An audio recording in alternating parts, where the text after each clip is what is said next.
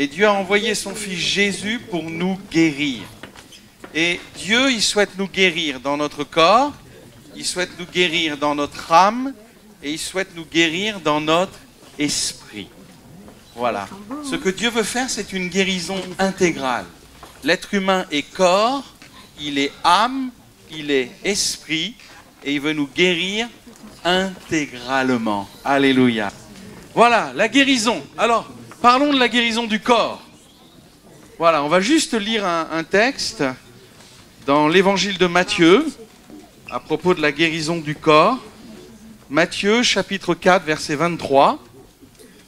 Jésus parcourait toute la Galilée, il enseignait dans les synagogues, proclamait la bonne nouvelle du royaume et guérissait toute maladie et toute infirmité parmi le peuple.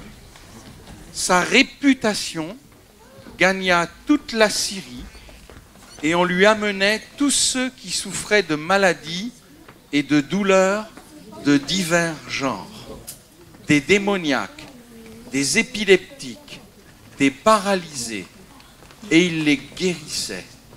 De grandes foules le suivirent, venues de la Galilée, de la Décapole, de Jérusalem, de la Judée et de l'autre côté du Jourdain. Amen. Dans ce texte, nous découvrons la puissance de Jésus pour guérir les corps malades. Au verset 23, il guérissait toute maladie et toute infirmité. Le verset 24 dit qu'il guérissait des maladies et des douleurs en tout genre. Et je vois clairement ici que Jésus n'était pas un spécialiste. Jésus était un généraliste. Il ne guérissait pas seulement certaines maladies.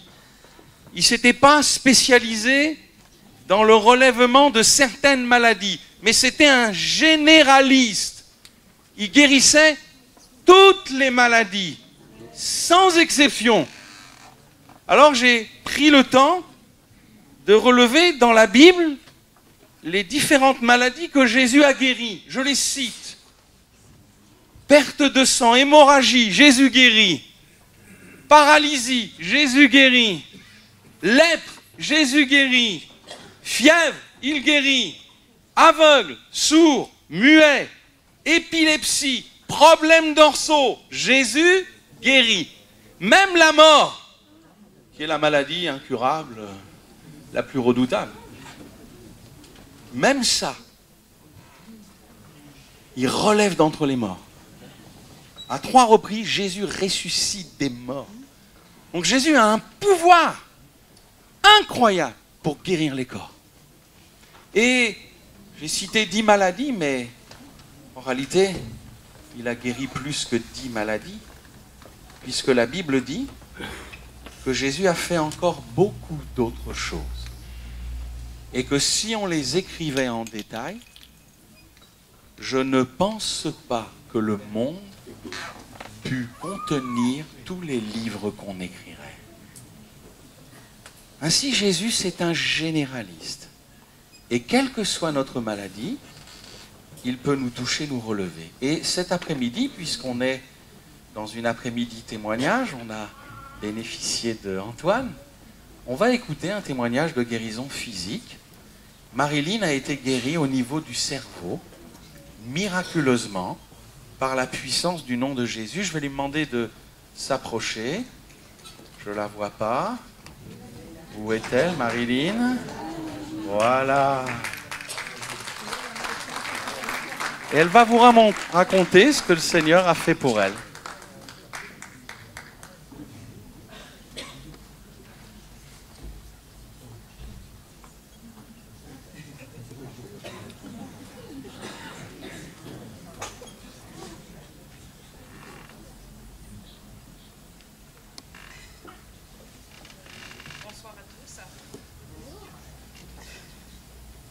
J'ai un peu...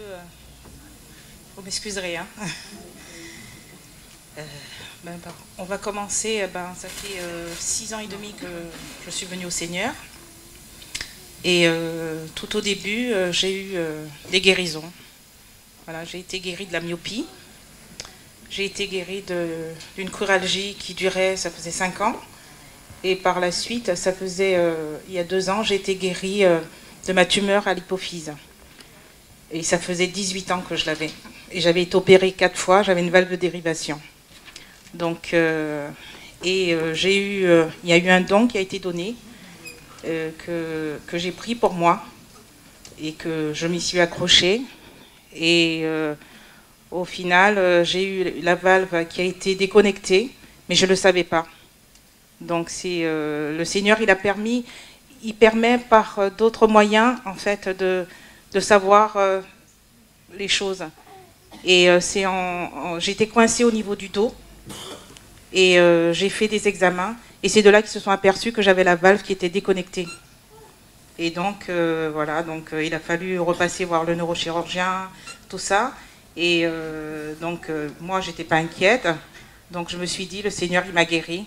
Donc, et c'est là que j'ai vu vraiment la puissance de Dieu. Parce que je priais, je priais pas en fait pour cette guérison, parce que je savais que j'avais une solution, mais j'ai été guérie. Donc, j'étais très contente. Et vraiment,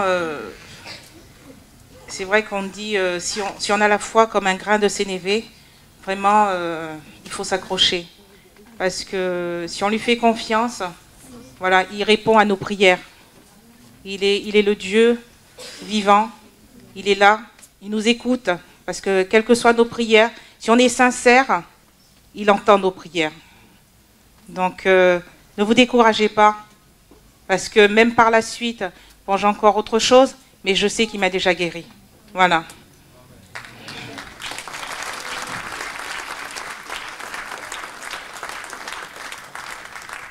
On a parlé de la guérison physique. Merci Marilyn. Merci Antoine aussi. J'aimerais parler de la guérison de l'âme, c'est-à-dire la guérison des émotions.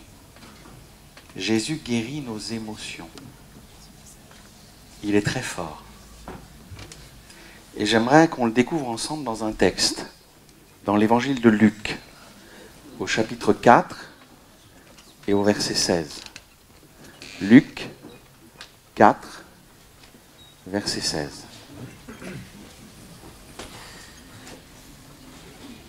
Jésus se rendit à Nazareth, où il avait été élevé, et conformément à son habitude, il entra dans la synagogue le jour du sabbat. Il se leva pour faire la lecture. On lui remit le livre du prophète Ésaïe. Il le déroula et trouva l'endroit où il était écrit « L'Esprit du Seigneur est sur moi, parce qu'il m'a consacré par onction pour annoncer la bonne nouvelle aux pauvres. Il m'a envoyé pour guérir ceux qui ont le cœur brisé, pour proclamer aux prisonniers la délivrance, aux aveugles le recouvrement de la vue, pour renvoyer libres les opprimés, pour publier une année de grâce du Seigneur. Amen. Dans ce texte, Luc 4, Jésus démarre officiellement son ministère. Et il annonce ce qu'il va faire dans les prochains 3 ans et demi.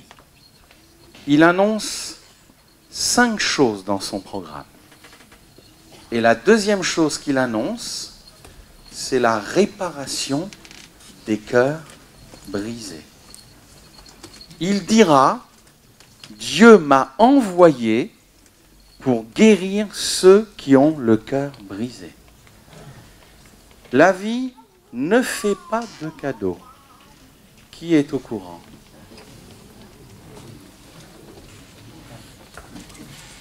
Elle fait de cadeaux à personne, la vie. Qu'on soit riche ou pauvre, la vie peut blesser le cœur. Qu'on soit un enfant, un adulte ou quelqu'un d'âgé, la vie peut nous blesser le cœur. Qu'on soit manuel ou intellectuel, quel que soit notre statut, la vie ne fait pas de cadeaux. Personne n'est épargné. D'ailleurs, qu'on soit croyant ou non croyant, la vie ne fait pas de cadeaux non plus.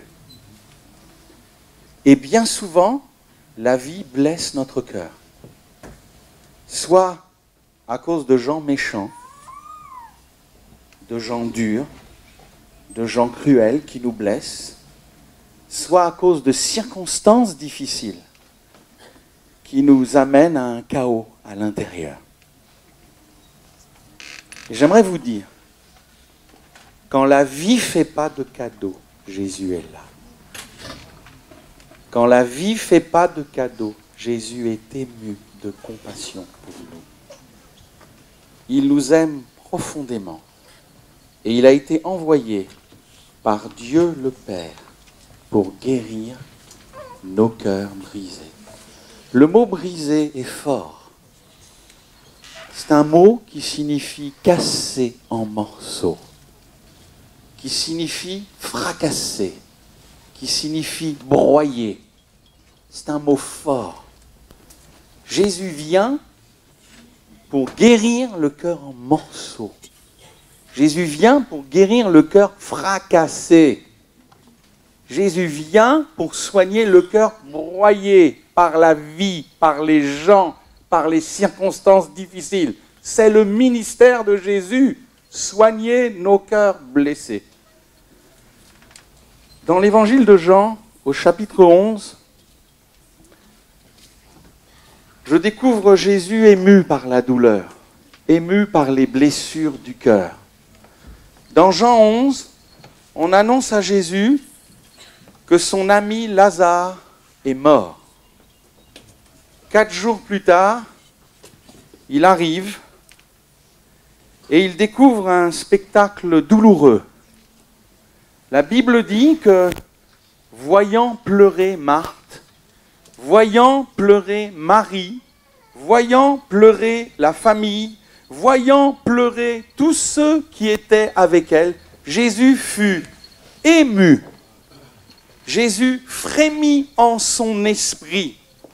Jésus est profondément marqué par la douleur, par les gens qui pleurent. Et ce qui est merveilleux, c'est Jésus. C'est quand il voit de la douleur, il a envie d'agir. Quand il voit de la peine, il a envie d'agir. Et c'est ce qui se passe dans Jean 11. Il voit de la douleur, il est ému, il frémit en son esprit et il dit « Où est le mort ? Je vais chasser la peine, je vais chasser la douleur, je vais sécher les larmes. Où est le mort ? Laissez-moi faire. Je suis le spécialiste de la réparation du cœur. Je vais vous le rendre, votre mort, et je vais guérir vos âmes, et je vais soigner vos émotions perturbées. Je vais ramener la vie. » Il va vers le mort. Il dit ôtez la pierre. À l'époque, on mettait les morts dans des trous, des cavernes, et on mettait une grosse pierre. Il dit ôtez la pierre. On dit mais Jésus, il est mort depuis 4 jours, il sent déjà. Laissez-moi faire, j'ai un plan. Je vais les guérir, ils vont plus pleurer, ils vont plus se lamenter. Je vais leur rendre Lazare. Je vais les consoler, vos âmes, blessées, broyées, fracassées. Je vais les consoler, faites-moi confiance, roulez la pierre. Et là, face à la pierre et face au mort qui sent déjà depuis 4 jours, il va dire, Lazare, sors! Et un miracle se produit, le mort ressuscite. Après 4 jours de tombeau, il revient à la vie, il sort avec des bandelettes. Je ne sais pas comment il fait, il sautille, mais il est vivant. Et là, c'est une dynamique de joie, une dynamique de consolation, une dynamique de guérison incroyable qui se produit. Jésus répare les cœurs brisés, il a tout pouvoir. Il est merveilleux, ce Jésus. Et dans ce lieu, beaucoup d'hommes et de femmes sont arrivés cassés, brisés, broyés. Et Jésus les a consolés, les a réparés, les a soignés d'une manière merveilleuse. Il y a Brigitte. Elle vient de loin, Brigitte. Pas eu une vie facile. Viens, Brigitte. La vie n'a pas fait de cadeaux. Et Jésus a réparé son cœur. Écoutez plutôt. Merci Seigneur déjà pour donner témoignage. Parce que c'est... Comment les hommes entendront parler de Jésus si on ne donne pas le témoignage ? Et moi, je me souviens que quand je suis venue dans cette maison, j'avais 33 ans. Et ce que j'ai entendu, ça m'a émerveillée. Je me suis dit, c'est possible. Ça existe? Je dis, voilà, j'ai grandi dans un foyer où le père était violent. Alors nous étions 4 filles et mon père adorait battre ma mère. Donc vous grandissez de toute petite. On ne savait pas, on était 4 filles et on ne savait jamais si ma mère le matin était vivante ou décédée. On n'avait pas dormi souvent la nuit, on avait entendu des cris. Si on se levait, on voyait ma mère en bas, elle était pleine de sang. Donc on a grandi comme ça, dans un foyer comme ça, et dans un foyer où il y avait beaucoup de peur. Et la peur, quand elle rentre dans un cœur, il détruit tout sur son passage. Tu ne peux pas te construire. Tu n'as pas confiance en toi, tu grandis, mais voilà. Donc j'ai grandi dans cette atmosphère de peur. Et je pensais que dans les autres foyers, c'était la même chose. Je me disais, les gens vivent la même chose, les enfants vivent la même chose. Je ne m'étais pas posé la question. Donc j'ai continué à grandir en disant, je ne vais pas aller voir, je n'avais pas un regard sur une famille d'amour. Voilà, enfin bref. À 10 ans, cette peur m'a déclenché des incontinences. Je ne voulais plus rentrer chez moi. Quand je rentrais chez moi en sortant de l'école, j'avais peur de rentrer, je me faisais pipi dessus et vraiment, c'était la honte, quoi. Un petit peu plus tard, j'ai grandi et bien sûr, j'ai vécu ma vie de jeune fille. Je me suis mariée très très vite.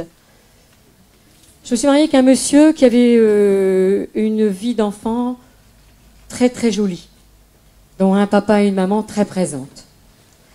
Donc mon mari ne savait pas ce que c'était que... ne pouvait pas comprendre ce que je vivais. Parce que cette peur n'avait pas quitté. J'ai eu 3 enfants avec mon mari, mais cette peur était toujours là. Je ne dormais pas la nuit. Et j'avais pas, face aux situations, j'avais pas une vision des choses qui étaient comme dans un foyer où il y a beaucoup d'amour, on prend du temps, où on essaye de comprendre, où on va... j'avais pas été éduquée, je savais pas. Et mon mari, heureusement, merci Seigneur, Dieu lui a donné beaucoup de patience et vraiment c'est extraordinaire. Donc quand je suis arrivée ici dans cette maison, dans cette église, j'avais 32 ans. Je me suis mis dans le fond de la salle. Et vous savez, quelquefois les gens disent, mais comment ça se fait qu'ils racontent leur vie sur cette estrade? Mais heureusement que ce jour-là, quand je suis rentrée, les gens ont raconté leur vie. Parce que ce que j'ai entendu, ça m'a émerveillée. Je me suis dit, donc ce qu'un docteur ne peut pas faire, Dieu peut le faire. Je dis, moi je veux, moi je désire. Qu'est-ce que je dois faire, Seigneur? Qu'est-ce que je dois faire? Et donc je me suis venue m'asseoir, dimanche après dimanche. Et je me suis dit, moi je veux vivre cette famille, parce que mes enfants étaient meurtris. J'avais jamais pris 5 minutes avec mon ado pour l'écouter. J'avais jamais dit je t'aime à mes enfants, parce que je ne savais pas le faire. On ne m'avait pas appris. Et là, j'entendais que c'était possible que Dieu reconstruise un cœur, que Dieu mette un fil d'amour. Et j'ai dit, moi je veux ça. Moi je veux reconstruire ce qui me manque. Je veux, Seigneur, que tu m'aides. Donne-moi la possibilité de le faire. Et à ce moment-là, à partir de ce moment-là, le Seigneur connaît vos cœurs. Le Seigneur sait de où vous venez. Il n'y a pas de hasard. Il y a un rendez-vous divin pour tout le monde. Et ce qui est merveilleux, c'est que le Seigneur nous aime et nous laisse libres. Il entend le cœur brisé de l'enfant, il entend le cœur de l'adulte, il entend le cœur brisé des familles. Si tu es disponible, le Seigneur tape à la porte si ton cœur s'ouvre, mais Dieu fait. Il s'installe chez toi, mais il fait un miracle gigantesque. Il a commencé à me dire que je n'étais pas responsable. La première guérison qu'a fait Dieu dans ma vie, c'est qu'il m'a fait dormir. Il a chassé la peur et il l'a remplacée par l'amour. Merci Seigneur. Il n'y a que lui, ce qu'un médicament ne va pas faire, Dieu va le faire, c'est direct. Je dors. Je vais même vous dire que mon mari, quelquefois, il est contrarié, il ne dort pas. Comment tu fais pour dormir? J'ai dit, je t'ai guéri, hein. Dieu m'a guéri, je dors. Je dors, vraiment, hein, mes frères, je dors. J'ai quelquefois des contrariétés comme tout le monde parce que la vie n'est pas simple, et moi, je dors. Merci Seigneur. Et quand tu dors, tu récupères. Et après, Dieu a commencé à visiter mon cœur. Et quand tu as soif, Dieu fait des miracles. Il a reconstruit ma vie de famille.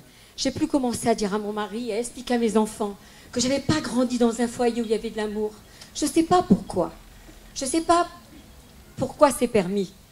Mais je sais que j'ai vécu ça pour qu'un jour Dieu touche mon cœur et que je puisse témoigner Dieu n'était pas responsable de ce que je vivais tout en étant enfant. Je l'ai compris après. Ce qui était responsable, c'était la vie que mes parents m'avaient fait mener. Pourquoi j'ai vécu cette vie, je ne sais pas. Mais Dieu a pu m'aider à reconstruire. Et je dis que le Seigneur, en guérissant mon cœur, il a remplacé la peur par l'amour. Il a reconstruit mon foyer. Il a permis à mes enfants d'entendre parler d'un Jésus à qui on peut se confier, à qui on peut avoir confiance. Il répond toujours aux prières. Peut-être pas toujours comme on croit, peut-être pas vite, peut-être pas au moment où on le voudrait. Mais franchement, heureusement qu'il y a des témoignages. Heureusement que Dieu visite les cœurs. Heureusement que Dieu reconstruit. Dieu reconstruit un cœur brisé. Et je suis là vraiment pour le témoigner. Et merci Seigneur. Merci d'avoir tout reconstruit comme ça dans la vie de mes enfants. Quelquefois on vient... tu ne peux pas venir dans l'église par habitude. C'est pas possible. La vérité, elle est dans la parole de Dieu. Et je me dis que peut-être que tu ne connais pas la parole de Dieu. Peut-être que c'est la première fois que tu entends ça. Peut-être que tu es outré d'entendre qu'on parle de notre vie comme ça et qu'on ose le dire devant tout le monde. Mais il faut qu'on le dise. Il faut qu'on le dise parce que quelqu'un peut-être a vécu la même chose. Il faut qu'on dise que Jésus est mort sur la croix pour nous sauver et que son sacrifice nous aide à continuer à vivre. Quel que soit ton problème, ta maladie, quelle que soit ta tristesse, Dieu a la solution à tous tes problèmes. Il est l'Éternel, il s'appelle Emmanuel. Il est toujours avec nous. Il faut lui faire confiance. Il faut vraiment lui faire confiance. Il a restauré mon cœur et la vie de ma famille. Merci Seigneur.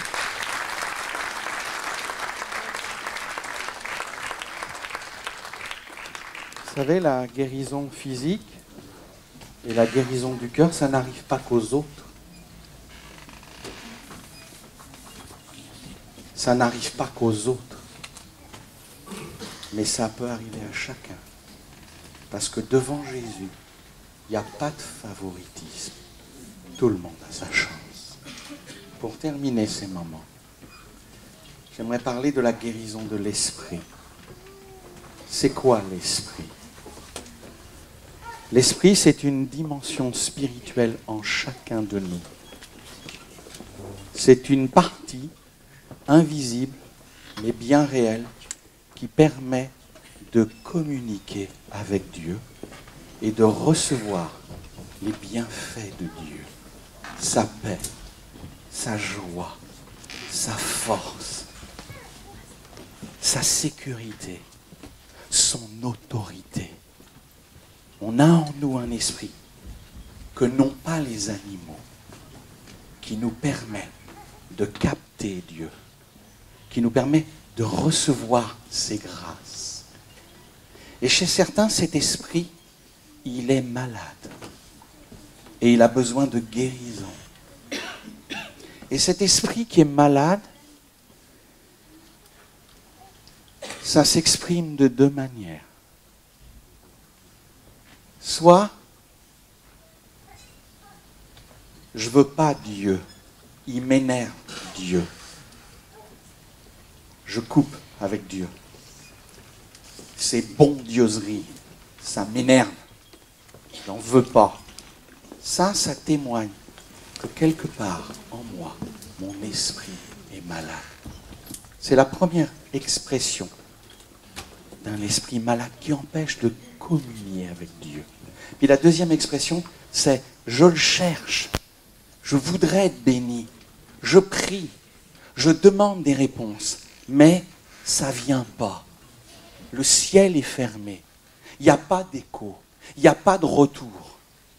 Ça aussi, c'est parce que mon esprit est malade. Je ne connecte pas.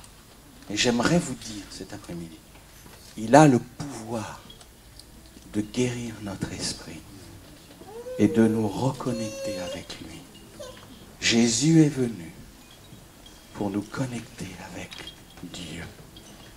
Jésus est venu avec sa grâce, avec son message, avec sa puissance.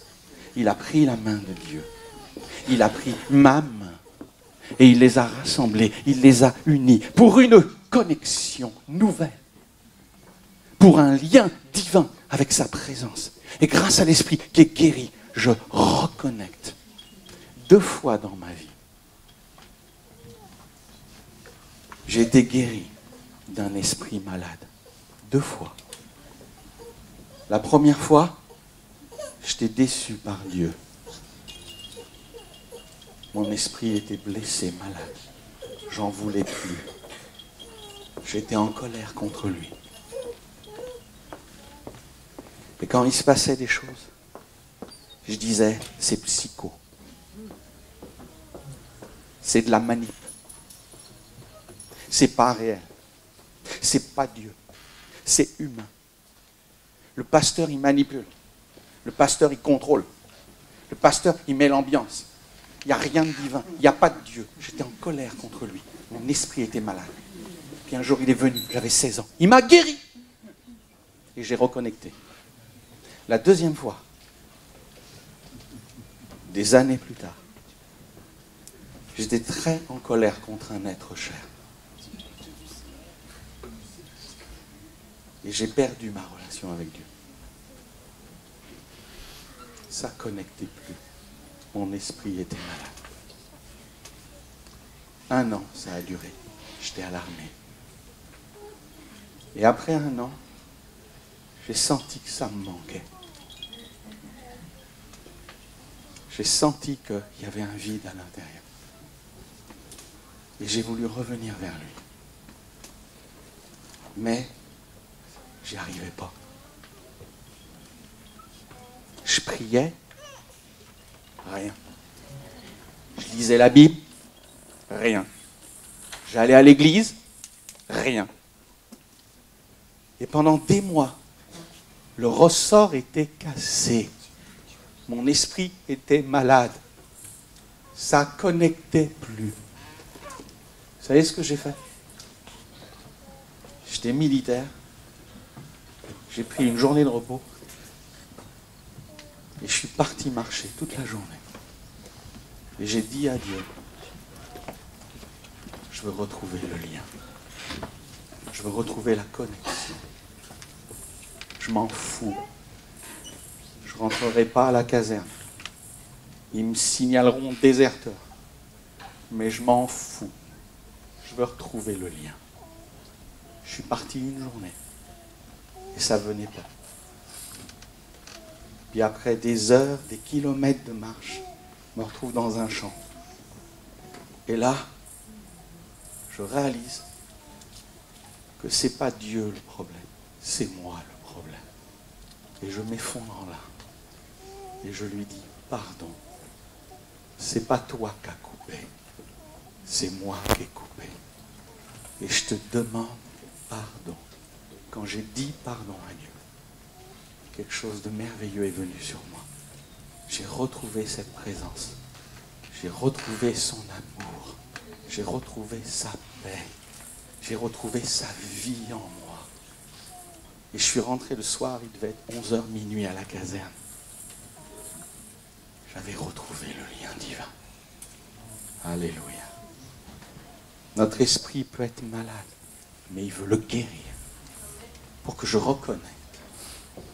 Et j'ai envie cet après-midi, très simplement, qu'on ait un moment où on prie et où on demande à Dieu de nous guérir, que ce soit le corps, que ce soit l'âme, que ce soit l'esprit, qu'importe. Peut-être les musiciens pourraient me rejoindre, pourraient jouer, pourraient chanter. Et alors qu'on est dans sa présence, on peut s'attendre, je crois, cet après-midi, à expérimenter une guérison, qu'elle soit corporelle, qu'elle soit émotionnelle, ou qu'elle soit spirituelle. Dieu veut nous guérir. Dieu a envoyé son Fils Jésus pour nous guérir. Fermons nos yeux un moment. Inclinons nos têtes un moment. Restons dans sa présence. Attendons-nous cet après-midi au miracle. Brigitte a parlé d'un miracle. Marilène a parlé d'un miracle. Antoine a parlé de miracle. Oui, Dieu fait des miracles. Oui, Dieu guérit. Oui, Dieu me touche là où je suis, à ma place. Amen. En son nom puissant, des choses se passent maintenant. Il opère en nous merveilleusement.